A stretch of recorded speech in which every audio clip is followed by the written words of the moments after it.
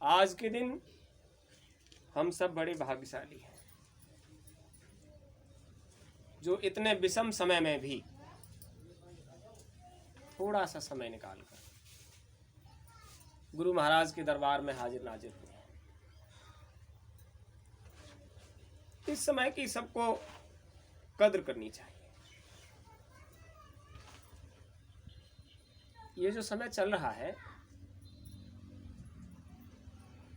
कुदरत साफ सफाई करने पर उतर आई है और कोई भी बड़ा काम होने से पहले संसार समाज का नियम है कि वो उस स्थल पर साफ सफाई का काम जरूर करते हैं। आपके घर परिवार में, आपके समाज में कोई उत्सव या कार्यक्रम जब होता है तो उससे पहले सबसे पहला काम होता है साफ सफाई। सबसे पहला काम साफ सफाई। तो कुदरत को जब अपना कोई बड़ा काम करना है तो पहले साफ सफाई करनी होती है। तो अभी साफ सफाई का समय चल रहा है। जब कुदरत साफ सफाई पर उतर आई है तो कुदरत के हिसाब से हम आप सब भी मिलकर जो हमारे अंदर गंदगी भर गई है उसकी साफ सफाई के लिए तैयार हो जाए। चूंकि ये जो शरीर का पुतला है, ये जामा, ये मनुष्य का शरीर, ये तो यूं तो गंदगी का ढेर है, क्योंकि गंदगी से ही निर्मित है। इसलिए इसके अंदर गंदगी का भंडार भरा है। किंतु उस गंदगी के भंडार को भी पावन बनाने वाला वो इसके संपर्क में हर वक्त रहता है। इसलिए ये शरीर तब तक पावन है जब तक उस पावन बनाने वाले का संबंध इस शरीर से है। वो अमल है, उसके अंदर कोई मल नहीं। वो सहज है, उसके अंदर कोई कठिनाई की बात नहीं, सरल है। वो सुख का भंडार है।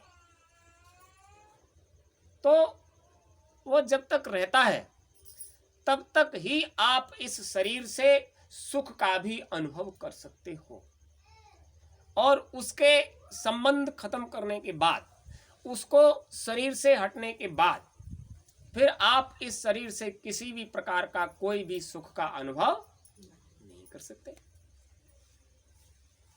ये शरीर मिला है आपको दुखों के भुगतान के लिए, लेकिन वो भुगतान तब होगा जब आप दुखों से संबंधित साफ सफाई करोगे। हमारे अंदर जो दुखों का भंडार भरा पड़ा है वो हमारे विकारों की गंदगी से बना। हमारे अंदर विकार पैदा हो गए संसार समाज के व्यवहार में आने से। नहीं तो जीवात्मा के संपर्क में बने रहते और जीवात्मा अंतःकरण के संबंध में बनी रहती, अपने काम में लगे रहते तो कोई दिक्कत नहीं होती। विकार बन गए पराये काम में फंसकर। आए तो थे अपना काम बनाने के लिए, अपना काम तो नहीं बना पाए, दूसरों के काम बनाने में जुटे रहे। तो जब दूसरों के काम में लगे रहे हो तो तब तक दूसरों की रहे, अपने तो रहे नहीं। जिसके लिए आपने अपने आप को समर्पित कर दिया, जिसके काम में आप रत रहे, आप उसी के होकर हो गए। जिस काम के लिए आए थे उस काम को छोड़कर आप दूसरे के साथ रत रहे। संसार समाज में महिला समाज को औरत कहा जाता है, और रत यानी दूसरे के साथ रमण में लगे रहे। अपना रमण नहीं किया, अपने अंदर झांक कर नहीं देखा, दूसरों की सेवा में लगे रहे। तो जीवात्मा स्त्री संज्ञा है। ये संसार समाज में आई और उसने किसी न किसी को अपना बना लिया और उसी में ही रमण करती रही, वो अपने काम में नहीं लगी। जीवात्मा नहीं रमण करती रही, जीवात्मा के संपर्क से अंतःकरण हमारा इस संसार समाज में रमण करता रहा और उस संसार समाज की सारी गंदगी अंतःकरण के ऊपर लद गई, जिसकी वजह से हम और आपको कई बार मनुष्य का जामा और उसके बाद भोग योनि के तमाम शरीरों में जाना आना पड़ा। और कभी भी इस पर विचार नहीं कर पाए कि यह सिलसिला कब खत्म होगा, ये कर्म भोग का सिलसिला कब खत्म होगा। किसी को कोई तकलीफ ज्यादा हो जाए और आप सहानुभूति के लिए उसके पास जाओ, ज्यादा तकलीफ हो जाए और सहानुभूति में आप उसके पास जाओ, तो कभी कभी ठिठोली में भी आप कह देते हो ये तुम्हारे कर्म भोग हैं जो परेशानी है, ऐसे ही कह देते हो, ये तुम्हारे कर्म भोग हैं जिन्हें तुम भुगत रहे हो, ऐसे कह देते। तो दोनों बातों को कहते हैं, तुम्हारे कर्म भी हैं और तुम्हारे भोग भी हैं। वो कर्म तो ठीक है, लेकिन भोग कैसे बन गए? जब कर्म करने का शरीर मिला, ये कर्मयोनि है मनुष्य का शरीर, जब कर्मयोनि का शरीर मिला तो हमें आगे कोई और भोग नहीं भोगना पड़े, इसके लिए कोई उद्यम नहीं किया।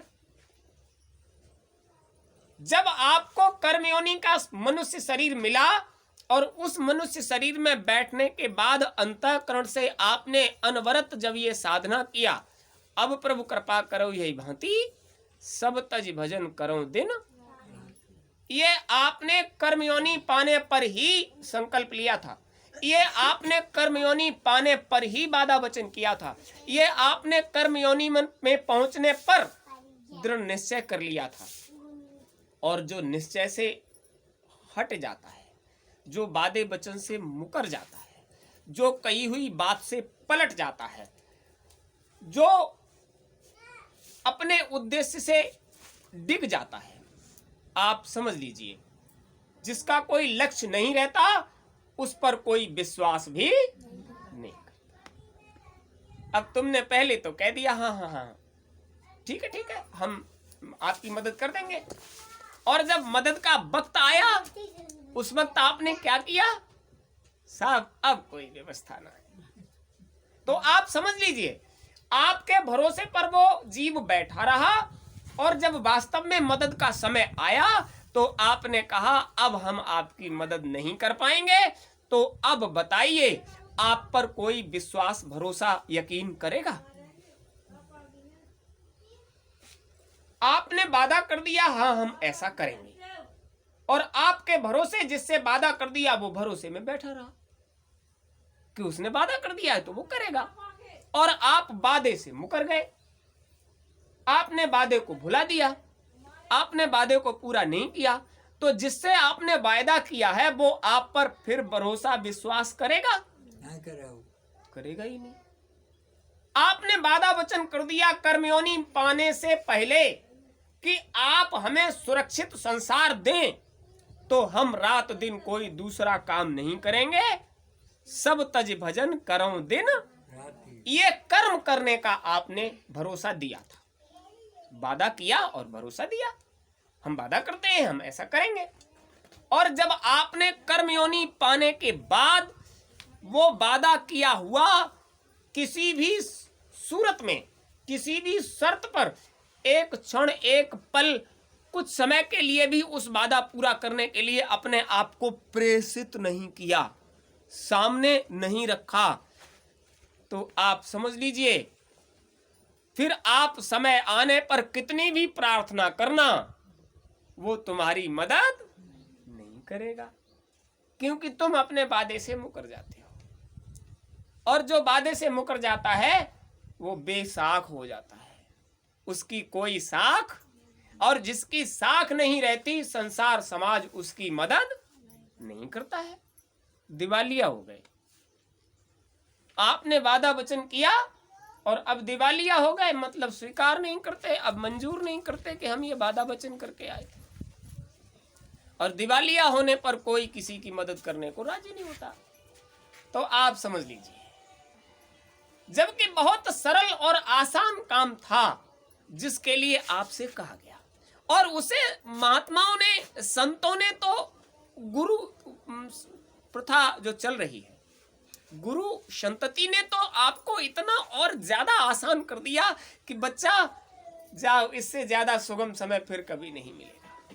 तुमने रात दिन 24 घंटे अनवरत किसी दूसरे काम को करने की जगह भजन करने का वादा किया, और महापुरुषों ने क्या कहा, हम जान रहे हैं काल और माया के देश में तुम आ गए हो, तो काल माया का इतना बड़ा पसारा है कि वो अपने आगोश में तुम्हें लेकर इस काम को करने का समय देगा ही नहीं। लेकिन तुम उसकी सेवा करके, उसको खुश करके, उसको प्रसन्न करके, अपने भोगों को भोग कर, कर्मयोनि को भोग कर थोड़ा सा समय फिर भी निकाल लिया करो, तो हम तुम्हारे उस निकले हुए समय को रात दिन में ही हम उसको जोड़ देंगे। दिन में निकाला तो दिन में जोड़ देंगे, रात में निकाला तो रात में जोड़ देंगे। जब निकालोगे हम रात दिन में उसे जोड़कर तुम्हारे वादे को पक्का मान लेंगे कि तुमने जो वादा किया उसे पूरा।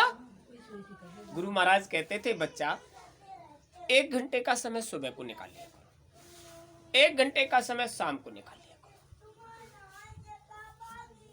सुबह शाम समय नहीं मिलता, जब समय मिले तब निकाल लिया करो, जब भी समय मिले तब समय निकाल लिया करो।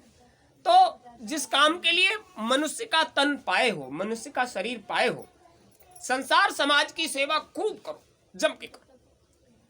लेकिन जब संसार समाज की सेवा से तुम्हें निवृत्ति मिल जाए, ऐसा तो नहीं 24 घंटे लगातार समाज की सेवा करते रहते हो, संसार की सेवा करते रहते हो। उसमें बहुत समय ऐसा होता है कि वास्तव में आप संसार समाज की सेवा भी बहुत समय तक नहीं करते हो। देवियां हैं घर में, परिवार समाज की सेवा में आपने घर का साफ सफाई किया, बढ़िया से स्नान बनाया, पाक रसोई बनाया, रसोई का काम निवृत्त कर दिया, थोड़ा बहुत घर गृहस्थी का काम किया, और जब फुर्सत हो गए, ठलुआ हो गए, तो पड़ोसन से बतलाने चले गए। संसार समाज की सेवा करने के बाद जो समय निकलता है उसे आप गफलत में गंवाने चले जाते हो। जबकि क्या कहा गया था कि संसार समाज की सेवा के बाद जब तुम निवृत्ति पा जाओ, घर परिवार समाज की सेवा से जब निवृत्ति पा जाओ, तब तुम्हारा अपना समय शुरू होता है। जब तक समाज में रहते हो, समाज की सेवा करते, परिवार की सेवा करते, घर गृहस्थी की सेवा करते, तब तक घर गृहस्थी का समय, और उसकी सेवा से निवृत्ति पाने के बाद तुम्हारा अपना समय शुरू हो जाता। और बहुत ज्यादा कमेरे हो तो गुरु महाराज कहते थे कि सारा दिन काम किया आपने, बड़ी मेहनत परिश्रम से किया, और जब शाम को आप सोने के लिए चारपाई पर जाते हो, तब तो संसार समाज का कोई काम रहा नहीं, फिर तो आप चारपाई पर सोने के लिए जा रहे हो। तो गुरु महाराज ने कहा, यह तुम्हारा अपना निजी समय है, अब तो तुम्हें अपने लिए विश्राम करना है, अपने लिए सोना है। ऐसा तो नहीं ये काम भी किसी दूसरे के लिए करते हो कि हम विश्राम कर लेंगे तो पड़ोसी को आराम मिल जाएगा, हम सो जाएंगे तो पड़ोसी के शरीर को आराम मिल जाएगा। अरे ये समय तो तुम्हारा अपना निजी, आप जिस वक्त विश्राम के लिए, निद्रा के लिए, सोने के लिए जाते हो, उस वक्त आपका समय शुरू हो जाता है। गुरु महाराज को जो समय देना है वो आपका अपना समय होना चाहिए। देखिए महात्माओं ने कितना आपको सुविधा कर दी, आपका अपना समय होना चाहिए। ये नहीं, आपको पिछले कार्यक्रमों में भी ये बात बताई गई है, ऐसा मत करना कि जब काम का समय हो, घर गृहस्थी का समय हो, व्यवस्था का समय हो, उस वक्त आप डालो आसन और माला लेकर बैठ जाओ, और जब तक काम रहे तब तक इधर उधर ताकते रहो कि ये काम हो जाए, उसके बाद उठेंगे तो हम काम से बच जाएंगे। नहीं, ये तो आपको पहले ही बता चुके। अगर गुरु महाराज से आपने उस व्यवस्था को जोड़ दिया और समय की चोरी की तो आप पर 10 गुना कर्म कर्जा लग जाएगा। दूसरे के काम से काम में बैठकर काम, अपने समय में से निकाल कर समय देना। ये बात आपसे क्यों कही जाती है? क्योंकि आपका निजी मसला है, ये तो किसी दूसरे का नहीं है, आपका अपना मामला है। अभी देवी जी आई तो बातचीत चल रही थी, तो उनसे ये बात कहा गया कि देखो ये गुरु महाराज का दरबार है, यहाँ आपको कोई तकलीफ है, कोई संकट है, कोई परेशानी है? जब परेशानी है तभी तो मालिक के पास आते हो। आपको परेशानी है, अब ये हार्ड